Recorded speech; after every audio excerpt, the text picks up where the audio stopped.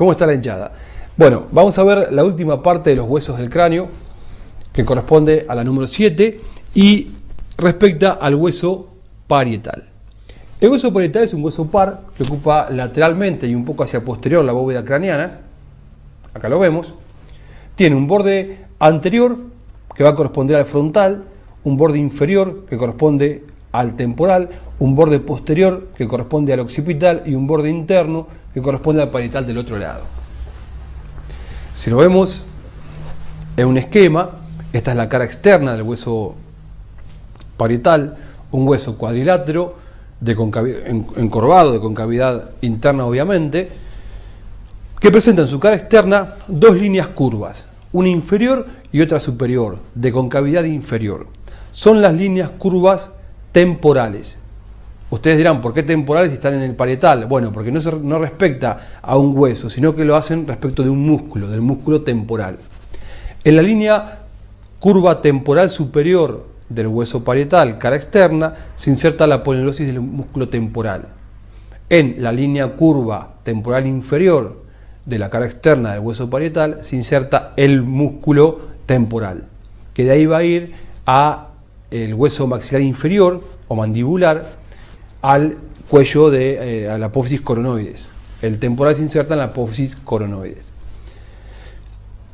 Y en el ángulo superior y posterior superior, tenemos el agujero nutricio o el agujero parietal, no nutricio, el agujero parietal, por donde pasan algunas venillas emisarias.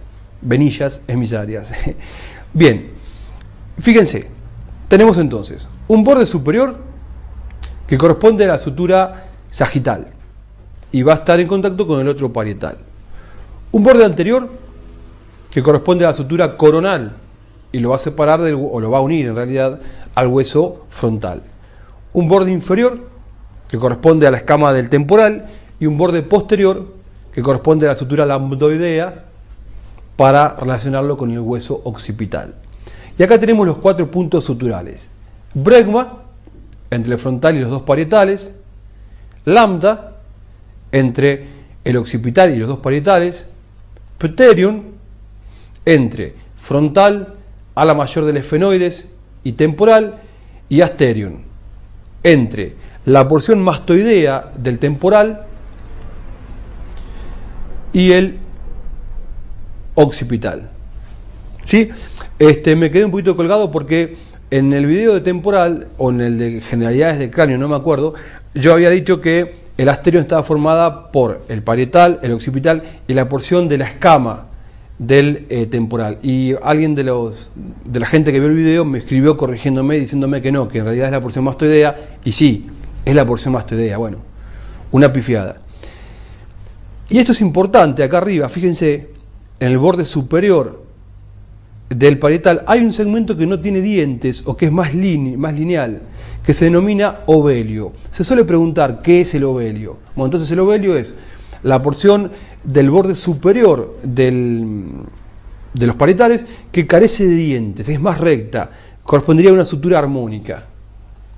Acuérdense que las suturas armónicas serían las que articulaban superficies planas. Esto es un parietal visto de adentro. Esto es anterior, inferior, posterior y superior. Y esto es importante ver las arborizaciones de la arteria meningia media, que nacen del ángulo anterior e inferior. Esto nos sirve para darnos cuenta si hay huesos derecho e izquierdo. ¿Por qué? Porque lo miramos del lado de adentro y sabemos que hacia abajo, hacia adentro y hacia adelante va a estar siempre el punto del cual parten las ramas de la meningia media. Mucha suerte, ha sido un placer y bueno, nos reencontraremos en otro video. Chao, hasta luego.